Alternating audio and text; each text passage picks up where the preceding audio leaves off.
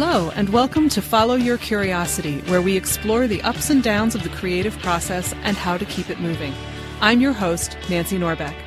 I am a writer, singer, improv comedy newbie, science fiction geek, and creativity coach who loves helping right-brained folks get unstuck.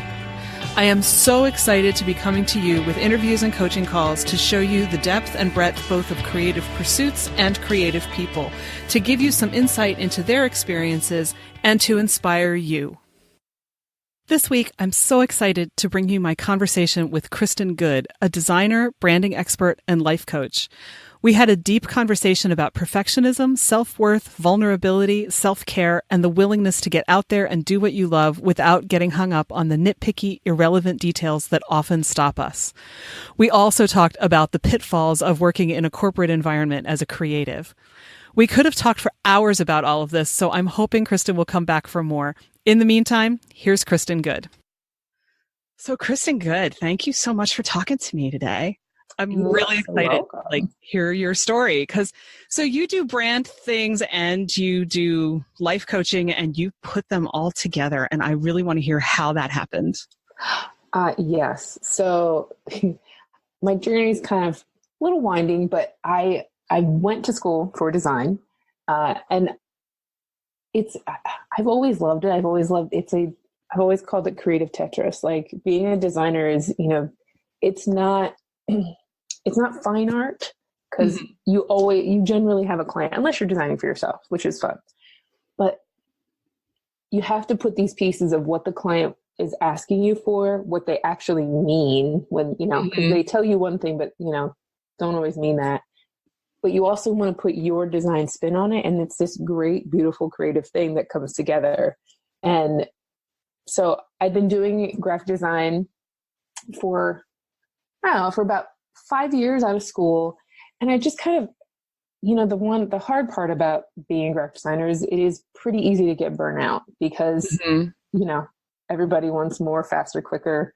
And, you just reach that point where you're doing so much commercial work that you forget why you started designing. You forget about the creativity. And it kind of got to a point where I was like, life stuff happened. And I was kind of in a rough place, and I found a coach, and Michelle helped me kind of work through, I felt like I was done designing for a while. Like I really wanted to just cut it and be done. And I loved coaching, and I loved that it was helping me work through my feeling stuck.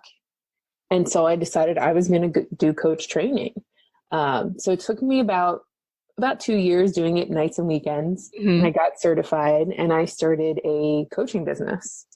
And I had some clients, but I mean, coaching is not always easy to sell. Indeed. Because even though everybody could use it, nobody wants to buy it. And I sort of just, as I was doing coaching, a lot of the clients I was getting, they were looking to start their own businesses or they were doing these cool projects. And I started to feel that design want to come, like creativity, because I'm like, I can help you. Like, that's what I do for a living during the day. Like, I could actually help you make that happen. So it's kind of circuitous, but I found my way back to design through kind of deciding to leave it. And my coaching business, I kind of reached a point where I was like, okay, this keeps coming back to me. Do I want to do design? And I talked through so many coaching sessions about should I change things up? And I finally was like, my intuition keeps telling me that the right way to go is to bring them together. So let's just try it. Why not? And if it doesn't work, then great, we've tried. So that landed me, I rejigged my business offerings, and I started getting more clients they liked the aspect of, having somebody because coaching teaches you this great how to listen, because so many people listen to respond versus listening to hear. Right. And it only helps me with talking to a client, especially because I really love working with small businesses and entrepreneurs who are starting things, and getting to talk to them and hear their passion about what they're creating. And then I get to turn that into a visual mark And it's so neat to see that come together. And I've heard from my clients too, you have this idea, and then when you see the logo, you're like, oh man, that's real. Like it's real now. It's a thing, I've gotten this far. So Yeah. it added what I was missing from just design was this sense of helping people. Cause I spent a lot of years doing toy packaging, which is a lot of fun, but not that it's certainly not saving lives. Not that that's what I'm doing, but I was missing that, like, especially like being in a more corporate type setting, you're not getting that interaction with the client. You're not getting that moment of when you show them the first logo and they're like, oh my God, this is amazing. Like I can see it, and you feel that emotion. And when I started doing more of that work, man, it all came together, It sounds to me like you're describing what I've noticed about myself, which is that I need to be doing something where I actually am interacting with somebody else and can see that what I'm doing is helping them. Yes. That somehow, whether it's now how to do this thing you didn't know how to do before, or I just rebuilt a friend's laptop at work the other weekend because I'm appalled by what Apple would have charged her. And so it's like, okay, here's what you need. Go get the stuff, bring it to me. I'll take care of it, and not coincidentally, she's a designer. So now she feels like she has to design things for me. I'm like, no, yes, there will be a couple things I would love for you to help me with, but you don't owe me for life. But I understand that feeling though. If you fixed my computer, I would be like, no, bow down. Yeah, but it's like, it almost doesn't even matter what it is. I mean, it does, but, because obviously if I'm not good at something, it's not going to work. But, whether it's, doing something for my nephews or doing something for a client or just helping anybody with something, there's a critical element in there. I don't know what you'd call it because I don't know exactly how to distill it. But yeah, I don't feel like what I'm doing is worth anything if I can't see how it's doing something for somebody else. Yeah, it's a different level of rewarding, and I don't know why. I agree. I think it's the same. We're on the same path there because I think so. It makes it huge difference in why you're doing it. Like, not that you don't like. I still like doing fun projects just to do some fun projects for myself, but it's a different when you're helping somebody else get where they need to go or want to go. It just adds a whole other level, and you're like, listen, I have these skills. I've spent years developing them. Let me help. Let me help you out. Yeah. I think that stuff gets lost, especially, since I know you've managed to leave your day job. Lucky girl. I have. I think that's what gets lost in a corporate environment a lot of the time. Like I know that the work that I do in my day job ultimately helps somebody, but I can't see that person. I don't know them. I can't see how it affects them. I hear these stories that are like, 25th hand, and that's just not the same thing. The corporate thing is like you do it because you're told to do it, not because you've got any investment in it. Yes. It becomes impersonal. Like you're just I was lucky in that I worked for a smaller company for a lot of years, and they were great in a lot of ways, but you still lost as the company grew. You still lost that being able to, when it was just a couple of us in an office, you felt, I guess it's impact. You felt the impact you had. But once you're into 60 plus people, a lot of times you just felt like, this is what I want you to do. Here's why I want you to do it. And, it doesn't really matter what you think because, this is what it's going to be. And then you don't really see it's also, I feel like, and if I had a tip for anybody who's, running a company and having employees, not that you have to coddle people, but every once in a while, hey, thanks for really knocking that out of the park. I genuinely feel it helps, so much just to hear. And I'm not saying every day because, you got to do your job. But like when it's been I feel like in the corporate world, they achieve these amazing feats and nobody says a word about it, Yeah, because it's just what you're supposed to do. That's your job. Yeah. Or if they say thank you, it just is so routine and so commonplace that it doesn't feel legitimate. Yeah.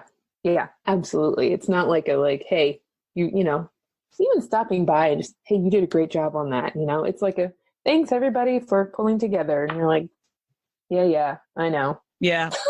Uh-huh. Did it because you made me. Did it because I had to, but yeah. You got it.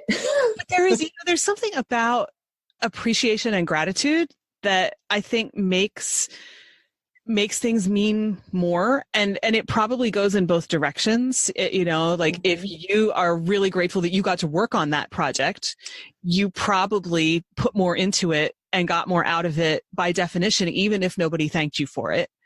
Yes. And if you don't actually show appreciation for other people, then, they just sit there and end up feeling like, hi, I'm a cog in a machine, and you could just replace me with any other cog and you wouldn't care. You wouldn't even notice if I weren't here. And that's just, I think that's where, I don't necessarily know that corporate has to be evil. I'm pretty allergic to anything corporate generally, but I think that's where you run into trouble. That's like where people turn into numbers and not people. And then we get lost. Yeah. Yeah. Well, and especially and I'm sure you feel, everybody in the corporate world feels that, but because I'm a creative, especially as a creative, it's just, and that's what you do is help people remember the creativity. And it's even as a creative, it just drains you so fast to just be a number, because you're like, well, and I mean, some people may thrive in that environment, but most of the creative people that I've been in contact with struggle in that realm because,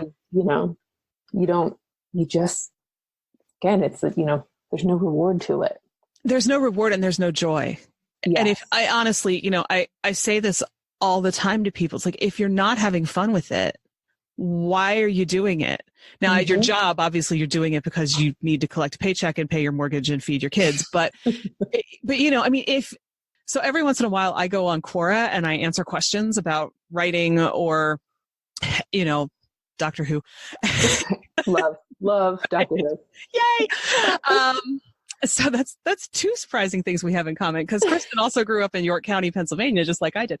But people will ask questions, and I'm shocked at how many people will ask questions like, how many pages should my novel be? Or how many hours should I put into writing my first novel? They ask all of these quantitative questions about something that is essentially implicitly a qualitative experience. And I don't know. I can't tell you how many pages your novel should be, because I don't know how many pages it's going to take you to tell your story. I can't tell you, I could tell you what font to use, but it's not going to make any difference to your process. Somebody even asked one time whether writers preferred laptops or desktops and what operating system. I was like, it doesn't matter. You could write your novel on grocery bags, paper grocery bags that you cut apart by hand with a fountain pen, and you would do just as well. The point is, put the words on the paper. Don't worry about how many pages it should be. Don't worry about how, seriously, when asked how many pages each chapter should be, I don't know. Yeah. How many pages does it need to be? Yeah. And I'm sure that they look at that and think that's an unhelpful answer, but I try to explain that, look, this is all individual. If you pick up any random novel and you start charting how many pages each chapter is, you're going to notice that they're all going to be pretty different. Yeah. One chapter might be 2 pages, one might be 37. And it doesn't mean that one's better or worse than another. Better and worse doesn't always apply. You can't always put all of these quantitative things on it. And I always end up saying to them, don't worry about this stuff. Have fun with it. If you're not having fun writing your book, no one else is going to have fun reading it, because it'll show. And so, it's like the corporate thing is like, well, you can do this in the next half hour, right? You can produce this entire document from writing to design to taking it to the printer and having them print it. You don't need any lead time. You just have a magic wand and you're going to make this happen, which happens all the time in my office. And, and we sit there going, it doesn't really work that way. And then somehow you end up making it happen, which is dangerous because now they think that they were right and you can just produce the thing. And there's no joy in that. It's all stress. It's all headache. And, why are you not having any respect for our time and the fact that we have things like lead time and, we could do a much better job on this if you had given us more time. Nobody's enjoying that. Nobody's grateful for it. Nobody's even really appreciating it because they don't understand what they're not getting. And that's, right. And I haven't even gotten to the 83 different people who have to approve everything. So now you have 67 cooks, chiming in with their own thing. None of them like the same thing. They won't tell you what that thing is. So if you could just figure that out and put it together and make it, and you have 30 minutes. So get on it. Get on it. Yeah. And then, out of the 87 of us, half of us are going to think it should be this way. And half of us are going to think the complete opposite, but that won't get in the way of your 30 minutes, right? No, not at all. No. Cause we'll just consult our crystal ball. And you just, I think can you just is one of the worst, because it's always like, can you just flip that? Well, the can you just button is broken on my computer. So when you fix that for me, I'll press it and it will just do whatever you need. But, I think that's and it's so tough because I understand that not everybody, I'm not expecting everybody to understand my job, but it's very interesting to me how many people who don't do a creative thing or as for a job, because I do believe everybody is creative in their own way. Absolutely. But, especially as a designer, the amount of people that, in that environment, they want this and they want it now. They do not understand what it takes to get there. And that's okay. But then they also completely disregard your knowledge base. You're just a designer. Well, I just, went to a 4-year college and have a bachelor's degree and, 15 years of experience, but what do I know?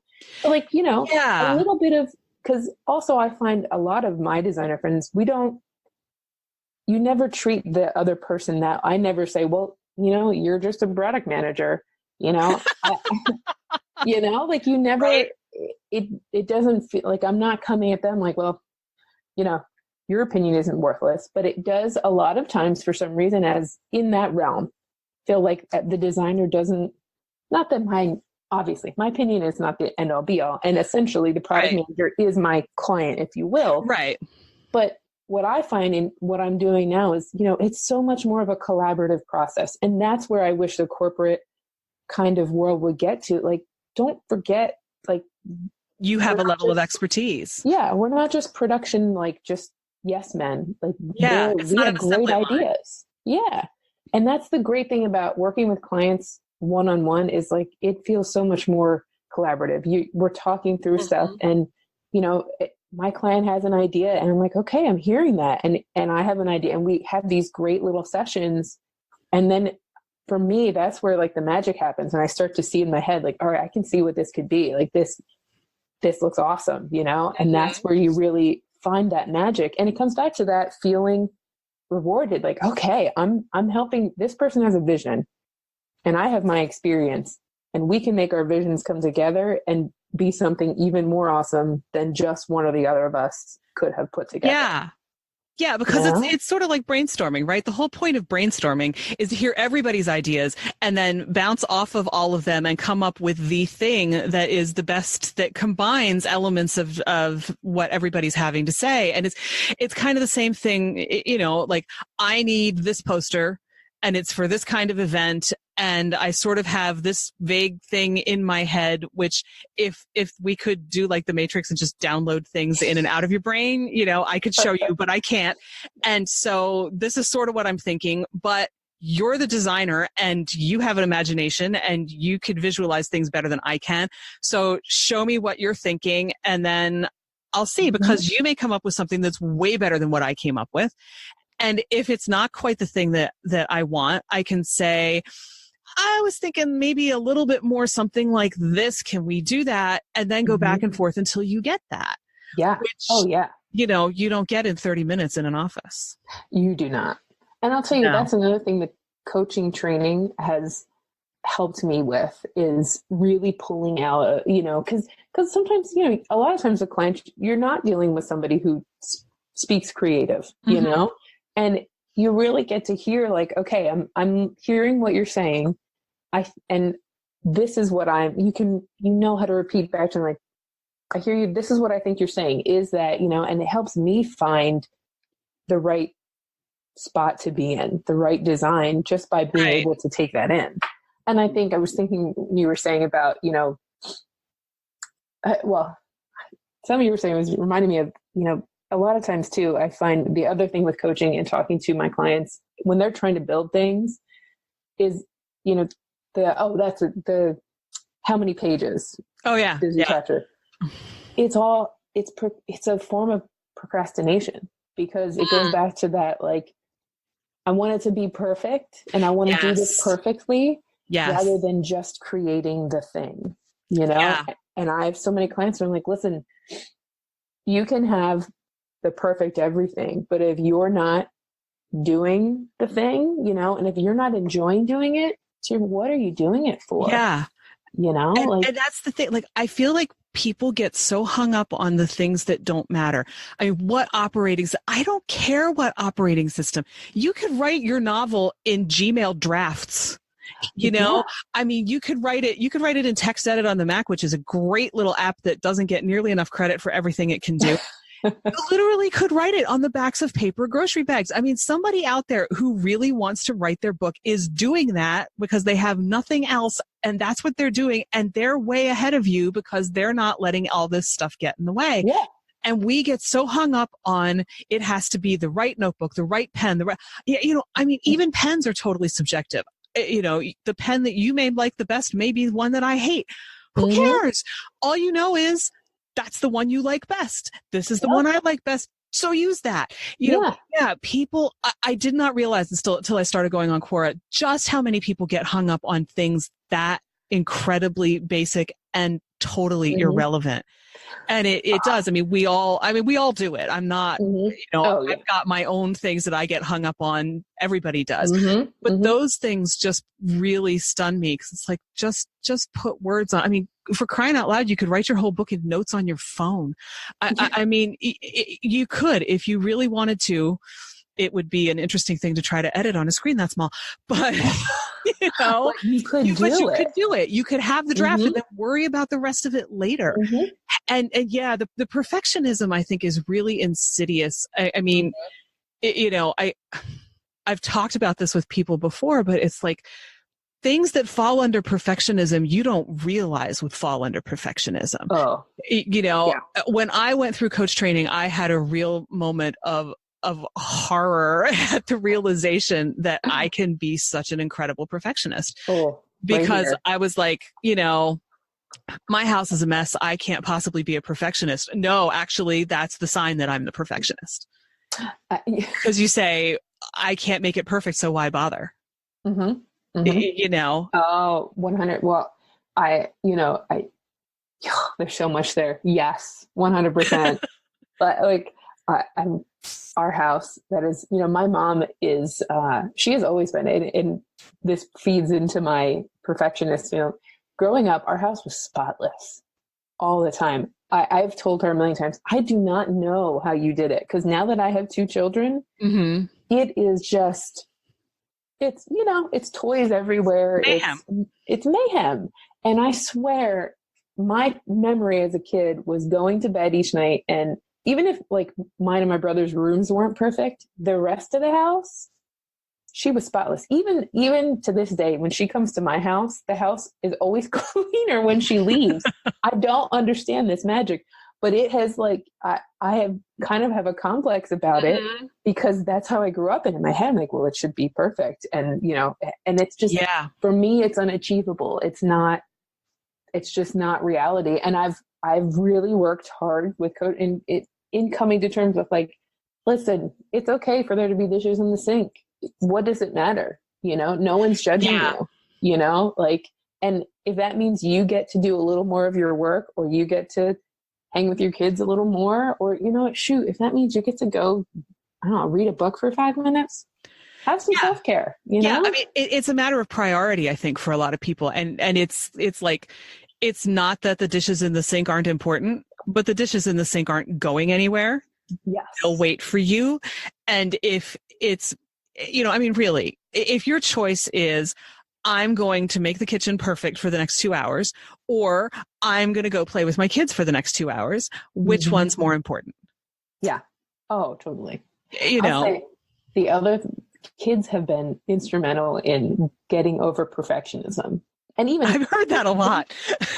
Right? It just, because you can't with, and the beauty of them is like, you know, watching my kids, just like my daughter, so she's 4, she's silly and creative and imaginative, and God, I love watching it. Like, it just, you know, they just are who they are, and unapologetically. And it, like, you know, I was talking about a project that I want to start for myself this morning, and I could feel that perfectionism, like, oh, man, you know, it's going to take so long to do all these, and, you know, they got to be perfect. And I was like, you know, Lyra will just she drew a unicorn today. I mean, it looked like a 4-year-old's unicorn. And I was like, you know, why don't I just have fun? Let's do something just for fun. And it looks like what it looks like. And that's it. And I was like, getting more of that in my daily life, you know, is so awesome. Right. And I think that's why every once in a while I have to go visit my nephews, because it's time for nephew therapy. I don't know how I lived without nephew therapy for, you know, so long, because I've only had it for about 7 years. But, you know, talking about kids and perfectionism. So my eldest nephew will be 7 shortly. Mm-hmm. And I was blown away because, you know, I tend to think of kids, especially little kids, as being that uninhibited, just draw the thing, whatever. But there have been two instances with my nephews. The younger one is just about to turn 4. And with both of them, that blew my mind. One was back when I visited a couple months ago. I took along my Pink Panther DVDs because I thought, I don't think these are streaming, and I bet they've never seen them. And you have to have the Pink Panther when you're a kid. You just have to. Also, Auntie is really a big kid in a much older potty, but I took them along, and we were trying to draw. And first of all, the older one was trying to draw the Pink Panther, obviously, and having a really rough time doing it. And I even said, this paper is really thin. Maybe you can trace it through there first and kind of get a feel for how that works. Because I'm not an artist, right? Okay, in some senses I am, but not with pens and paper. I am a stick figure girl. Whereas, you know, my brother's an architect and my sister-in-law is an artist. So, you know, they don't have this problem. And he wasn't getting there, even trying to trace it. So we enlisted my brother, who of course turns out a picture perfect Pink Panther. Of course. The next day, though, the same kid sits down and draws this amazing Pink Panther. It still looks like it was drawn by a little kid, but it's nearly perfect. I'm like, how did you do that? In between, I draw a Pink Panther as a stick figure Pink Panther, because seriously, this is the limit of me with pens and paper. And the little guy looks at it and says to me, no, the feet are wrong. Do it again. And I'm like, what? You're 3 and you're going all perfectionist on me. I mean, I'll give him credit for, you know, yes, there are times to be stick to it and keep working at it. But I'm with you. But sometimes you're like, you know what, stick figure? Good to go. Yeah. You know, I mean, it's a minimalist Pink Panther. You don't understand, little guy. But then the older one, a month or so later, was trying to draw something, you know, like a little train car that was in front of him. And I watched him get so tangled up in perfectionism because it wasn't exactly right. And I thought, you're 6. This starts way, way earlier than I realized. And you know, I wanted to look at him and say, you're 6. If you can keep yourself from becoming a perfectionist now, you will save yourself so much heartache and misery later. Of course he's sick, so that, I might as well, explain the unified field theorem to him. But I saw so much of myself in that, because he's the oldest and I'm the oldest. And I just thought, I never realized that I did this as a kid, but I can feel your reaction. I can literally feel it in my body because I recognize it right down to my bones. And it was massively eye-opening for me. Oh, absolutely. Yeah. Yeah. I have a lot of, I think our creative, everything in our life contributes to our creative journey. And I also, I had some family drama as a kid that, there was one person in particular who I always you wanted to please. And as an adult, after doing therapy and various other things, I can see how much that drove my perfectionism to the next level, because you're striving for somebody's approval. Yes. I would never get, but you keep striving. And even as an adult, it creeps in and you don't realize that you've got this perfectionist that you're striving for to achieve something that you're never going to achieve. And until you recognize that and you're like, listen, it's okay to just be you. It's okay to just write a story. And if nobody reads it, nobody reads it. But you've got to work through these creative things. Just go for it. And if nobody reads it, that doesn't change the fact that you wrote a story. Yeah. Oh, yeah. Oh, absolutely. And I wonder sometimes what people think will happen when they achieve the level of perfection they think they need to achieve. If you can even achieve it, which is a whole other question. But what magic thing do you think will happen? I mean, are the stars going to fall into place? Do you reach some, getting deep here, but I think for a lot of people, it's their self-worth is tied to the perfectionist. So when I create the thing that is perfect and magical and ends up in Target, I am then worthy to be loved by, that's my own personal journey. Then I'm worthy. I think you're onto something there. Because as you're saying that, I can kind of feel that with my house, right? Yeah. The day that my house is always perfect, somehow I will have achieved this status. Yeah. Then you're worthy to be loved, to whatever. But which you always were in the first place. Yes. Oh, 100%.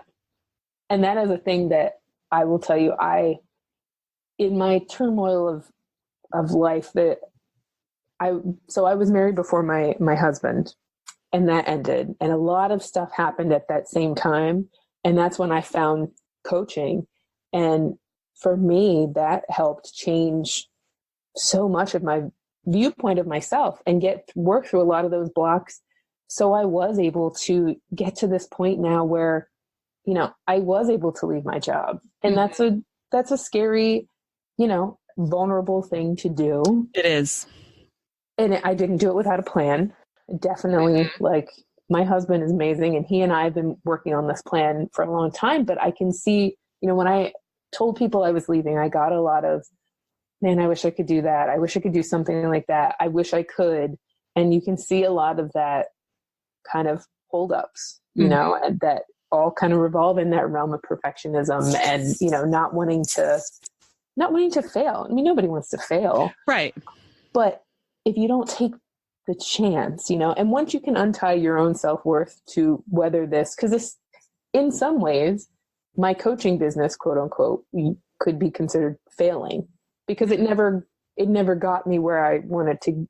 Well, it never got where in my head I was, in your head, you're like, I'm going to be speaking to hundreds and millions and just changing lives everywhere. And, right. People are going to come running. But what the beauty in that is that the quote unquote failure led me to a better spot for me, a more authentic spot for myself. And I am just as worthy for having tried some things and them maybe not working out as I am for if they do, if not more so, because I've learned so much from that experience, So getting to go off on my own, took a lot of planning. It took a lot of, paying down debt so that when I saved up a severance for myself and building and doing the work, building up clients and putting myself out there and, doing the things to get here. So, I mean, yeah, perfectionism, just don't let it ruin you. Don't let it stop you. Said than done, because I think you're right. The fear of failure, I think, is a huge piece of that. And there's also the fear of success. I mean, would you really have been happy if you had been speaking to millions? Yeah. Oh, totally. I think even, and that's something that I still, you grapple with, because part of my wanting to work for myself was, obviously in the rewarding part of getting to work one-on-one with clients. And I really love what I do, but it was also for our family to have the life I want is not working every single day, 12-hour days. I want to, my kids are 1 and 4, and in another year and a half, my daughter will be in kindergarten. So she'll be in school full time. I wanted more time with them, and I wanted to be able to, when they're in school, I want to be able to drop them off and pick them up. I want to work my hours and do my thing. So my version of success isn't necessarily making, millions of dollars. It's making enough for us to be comfortable. Right. And that I can have time with my family. So yeah, would speaking to, I don't know if you know Rachel Hollis, but, she's a coach and she mentored, she speaks to, all these people and she travels all the time, and that's success to her. But that, that's not that's not my definition right now in my life. Yeah. I think we fail to define success, and then we don't know when we've hit it. And that it might not look like what we had in our heads if we even really knew what we had in our heads. Right. And then not recognizing that, if you're afraid to fail, then you're not trying anything new. You're not taking any chances, because, say take a chance to some people and they immediately just they're terrified. They run screaming. Yeah. But, there is also something to the idea that there are things you have to do even if they fail, because at least then you'll know you tried. And maybe it turned out, maybe you find out that you didn't want it in the first place, or maybe it just doesn't work, but it leads you to something else. Or, there's always something in the process of trying and failing that gives you something you didn't have before, though I think a lot of people don't recognize that. They have this image in their heads of just falling flat on their faces, possibly with, a crowd of amused onlookers, which makes it feel even worse. And there's all of that shame and vulnerability under there too, which I'm thinking, because 3 minutes ago, I was like, this is so Brene Brown. Yeah, I love her so much. I know, she's amazing. And yet she's one, when you were talking about speaking to millions, that's when I thought of her. I thought, what did she do? She did a TED Talk. She didn't even dress up for it. It was just kind of like this, random day. I'm going to go talk about this thing for 15 minutes, and ended up going viral, and now has, books and a website and a special on Netflix. And you have to wonder, what that's been for her. How overwhelming has that? Because I'm sure there are moments when it's been really, really overwhelming. I mean, she seems to be taken to it like a duck to water, but still, she wasn't even expecting that. She figured this was going to be this thing that happened once. It was just maybe a blip on somebody's radar, and away she goes. And yet, just hearing her talk about that, on the Netflix special and whatever, having to learn not to read the comments on posts and the horrible things that people say, and her reactions to all that, they're so human. And I think it's great that she talks about all of that, because first of all, that's what she does. But second, I think people need to hear that. It's what happens on the inside for people is not red carpet and fancy gowns and lots of jewelry and everybody loves you. It's way, way, way more detailed and difficult and unexpected than all of that. Oh yeah. And we all deal. I don't know, maybe not Kanye West, but I would say most people in their minds are worried about what everybody else is thinking. You know what I mean? And the reality is we're all just worried about our own stuff. Nobody's really that worried about what you're doing. And if they are, frankly, That's their problem. That's their problem. 100%. Like, you know, what I'm doing may not be for you, but you know what? It's for me. And right. It's for me to know, you know, and you do you and I'll do me. And that's all right. You know, like, oh yeah, the vulnerability that just, yeah, Brene gets me on so many levels. And even, you know, because I'm sure, because she always talks about being an introvert and, you know, having to get up, like it would terrify me to have to speak in front of that many people. Like that would, and she has navigated it beautifully, but I'm sure, and she said, you know, working through that has got to have been a hard thing to go from relatively unknown to now being this, you know, recognized everywhere you go. Yeah.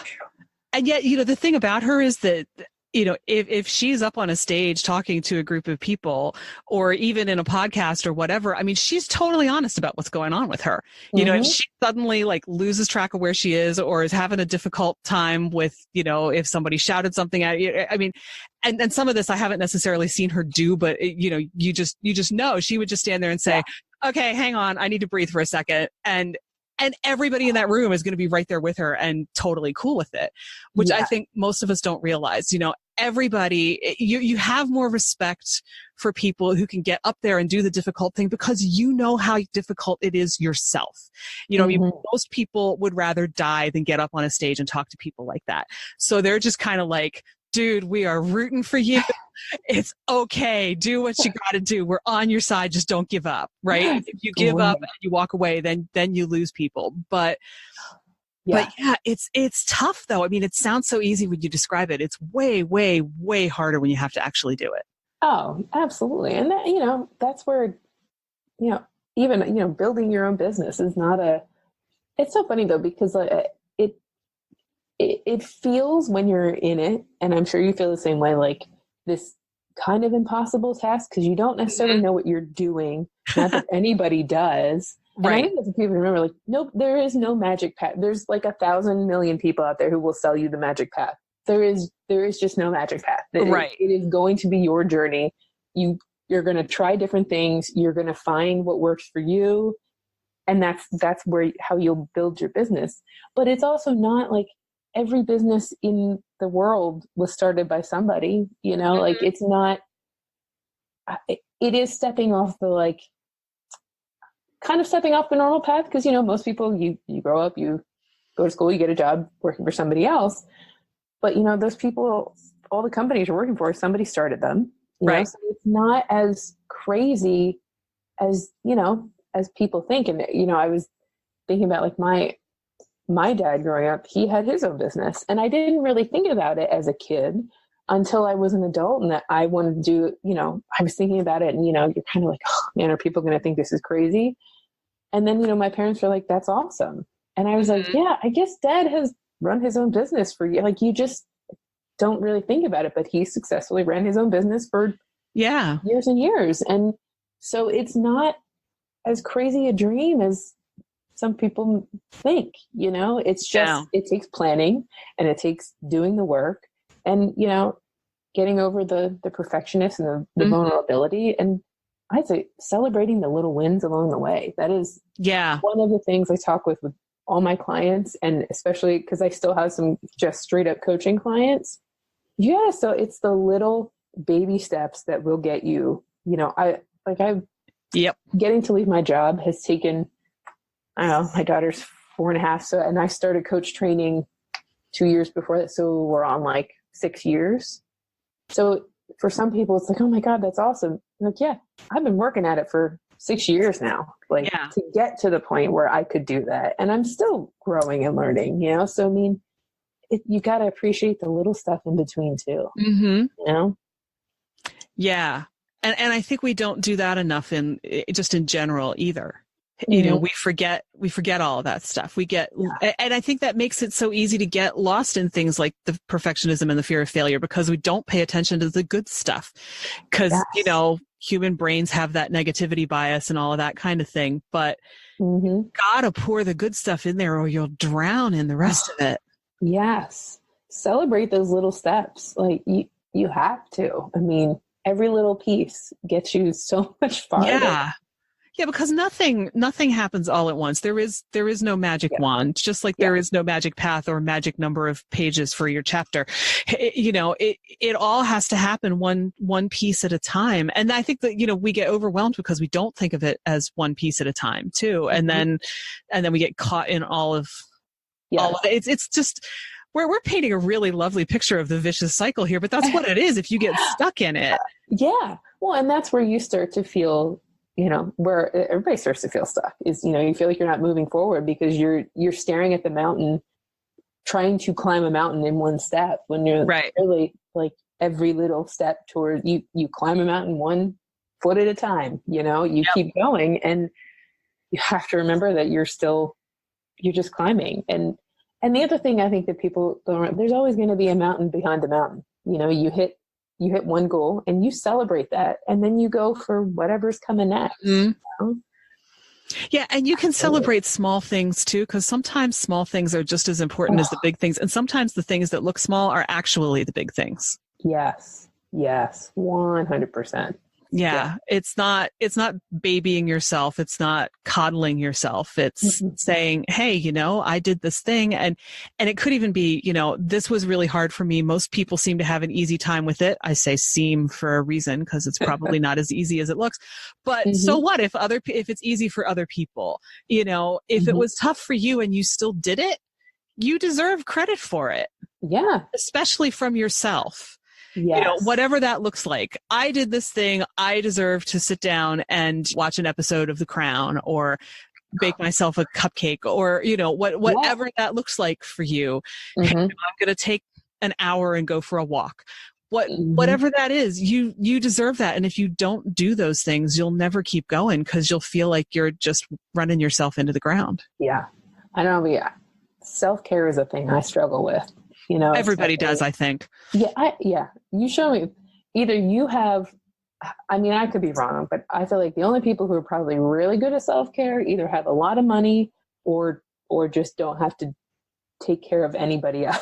Because, it's hard, especially, when you have like family and pets and like my morning is, I've got 2 kids to get out of bed and feed. I have a diabetic cat because he loves to eat food a whole lot. He's ginormous. So you're giving insulin shots and you're feeding people, and you're, by the time they're out the door, you're like, and it's 8 and I'm exhausted, yeah. Remembering to it's one of my challenges. And one of the things I'm working on now that I'm working for myself is on days where I am here doing work, I take, half an hour, 45 minutes, and I go for a walk, or I work out in some way, or some days it's just, watching an episode of The Crown, Yeah. Something that's like, this self-care can happen in a lot of ways. And, I feel like people are kind of tired of hearing about it, but it's really, you cannot pour from an empty cup. You can't. So many people get to that point where they're just so burnt out. And, I get it. I've worked a high stress job, and it's hard. You get home and all you want to do is just Netflix and veg and zone, but that's not necessarily rejuvenating you. Yeah. So you got to find the thing, and you have to make the time for it. Because I guarantee you, if you can make the time, even if it's an hour, to do the thing that makes you feel better, even if you struggle to start walking, just walk for 10 minutes. And I bet you'll be like, this actually feels pretty good. I guess I'll keep going, and then by the end you're better, Even if it's 5 minutes. Yeah. 5 minutes still better than no minutes. And 5 minutes often seems so much more doable. It's like, well, sure, I can do that for 5 minutes. Who can't do that for 5 minutes? Yeah. And I think a lot of the time, because you're right, Netflix is great. Pizza delivery on Netflix is great, but that's not necessarily, yes, it's a break. And sometimes you do just need a break and to shut your brain off. Yep. But the things that we do that are creative, and so many more things are creative than we like to think that they are, but the things that we do that are creative tend to be the things that will rejuvenate and give us that energy to keep going, because we love them and we forget how much we love them. And I'm kind of thinking, as you're talking, like, a lot of this feels so cultural to me, and I think that If I have a hang up, it might be this. Um, only one, really. Um, but I tend to see patterns that are really like the legacy of Puritanism in this country, like we had that whole thing where you have the work ethic and your worth is determined by how much you have. The more you have, the better God thinks you are. And I feel like that underlies so much of American culture in particular, because you don't see this in other countries. You see other countries where everybody gets 5 weeks of vacation. What is this? You have to earn it, over the course of a decade nonsense, because we want you not to die.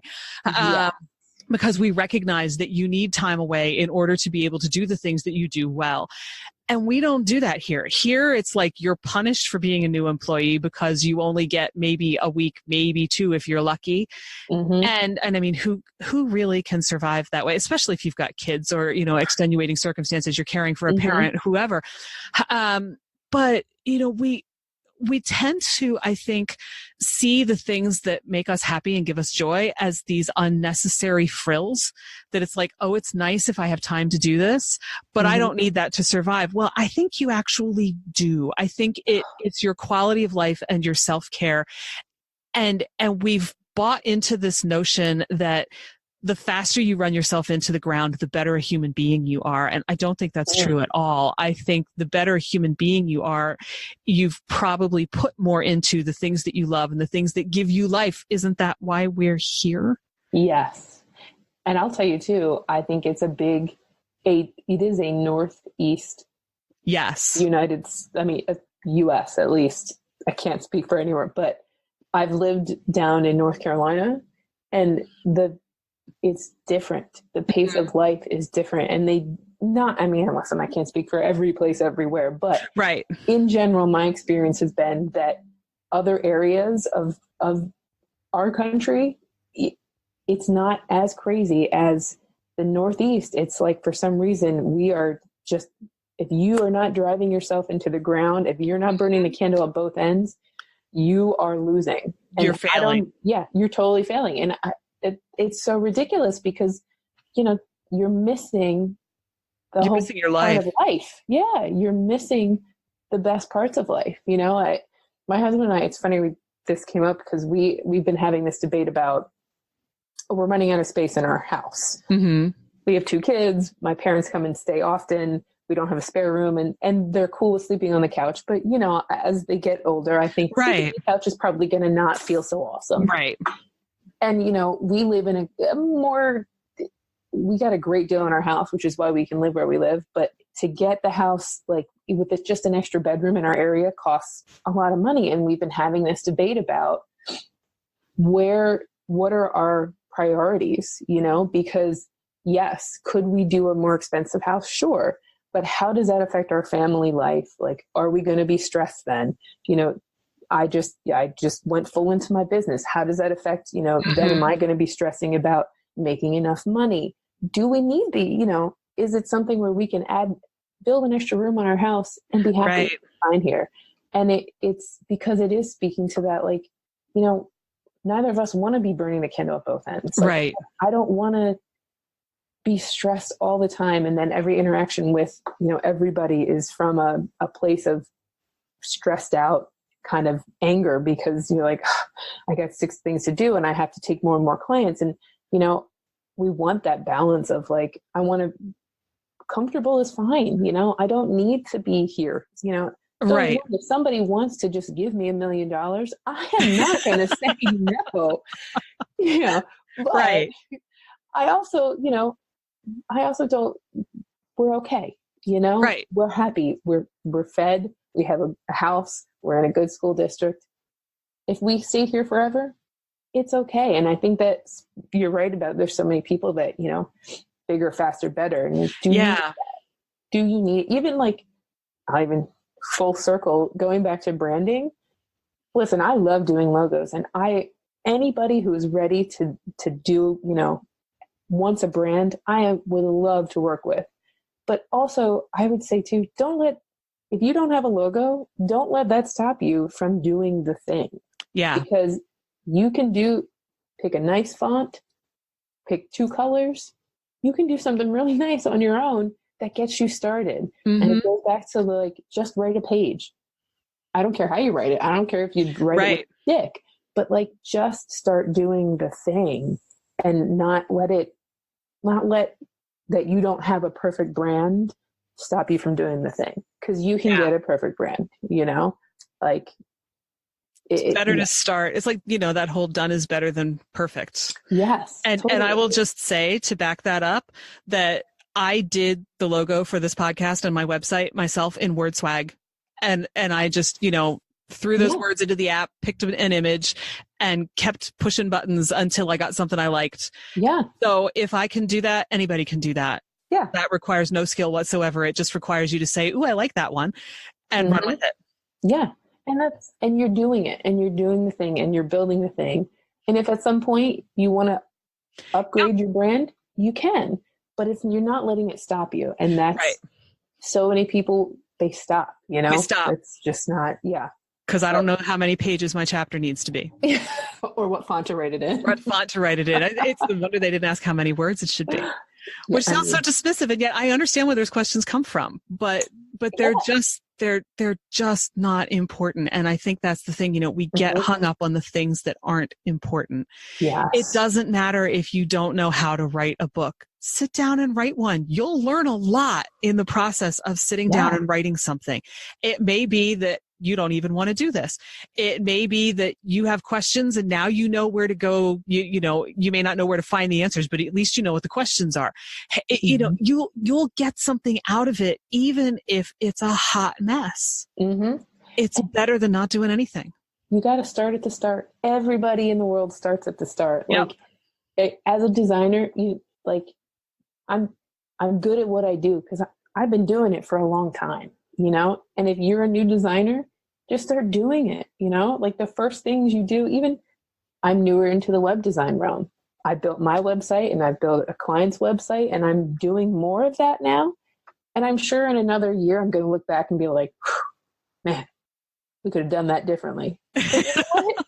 It's all right, because I'm learning. You're it's part of it, you know? Like, you just got to keep trying. Start at the start. Keep going. I think what did they say? It's 10,000 hours before you're like, isn't that the book? 10,000 hours. So it is. I think that's kind of been disputed, but I don't remember the details. But still, it doesn't happen instantly. Yes. It never happens instantly. And everybody's path is different. That's why there is no magic path. That's an illusion, right? It's an illusion that you can go out and just buy the magic formula that's going to make your stuff happen. Yeah. Just like, you know, since I'm into full disclosure today, apparently, when I did coach training, I literally thought all I needed to do was put up a website and the world would find me. You know, like it was just magically going to happen. Boy, that was an eye-opening experience. You know, but once you know that, once you're sort of sitting there going, I have a website, I haven't had anybody call me. Yeah. Why is nobody calling? Why aren't they breaking down my door? Right. What do I have to do? This must not be it. Mm-hmm. Obviously, it's an important piece, but it's not everything. And so what else do I have to do? Mm-hmm. And you got to get out there. It's the same thing, even as a designer. Like, where I think one of the hardest parts of building a business is getting the word out. Yeah. You know, it really is, like, because you got to do things that aren't always, you know, I'm not a salesperson, you know, right, and me either. Right. And so it's uncomfortable. Sometimes you're like, and I don't like being pitched to, like, nobody does. And when you know that makes it even harder. Yeah. And so it's finding, how do you talk to people about what you do and express why you want to help them, but also not be pitchy. Because I had somebody call me the other day cold and pitch me hard. And immediately I was like, no, I want nothing to do with you.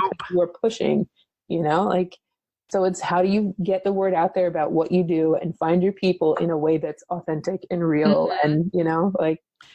And can I just say to that, for anybody who's listening to this, if there's somebody whose work you like, be it an author, a musician, a podcaster, a coach, anybody, the biggest thing you can do to help them and to show how much you appreciate them is to tell other people. Leave a review on Amazon for your favorite author's book that you just loved. And tell your friends. Leave a review for the podcast. When you hear people saying, please leave a review for the podcast because it really helps other people find me, they're not kidding. And the same goes with anything else, but especially because I have the most experience with books on Amazon and podcasts. Everybody says they're willing to leave a podcast or a review or a book review. Everybody forgets. Mm-hmm. Mm-hmm. And it's the biggest thing you can do to help is to leave that review. Even if you've never written one before, you've probably read them. It doesn't have to be complicated. It doesn't have to be 6 paragraphs analyzing everything about the book. It can just be, I liked it.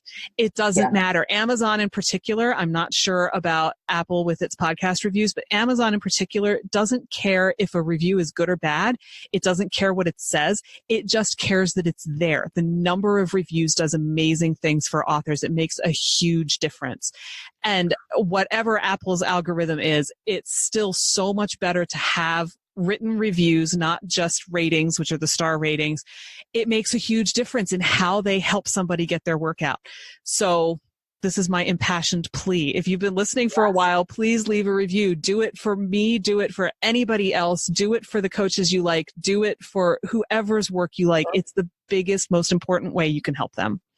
Well, and I think I read this the other day too, and to that point of, we're so quick to share or follow, or, these celebrities who had these big followings and they start, a perfume company and we're like, sweet, we're in, and you're sharing it everywhere.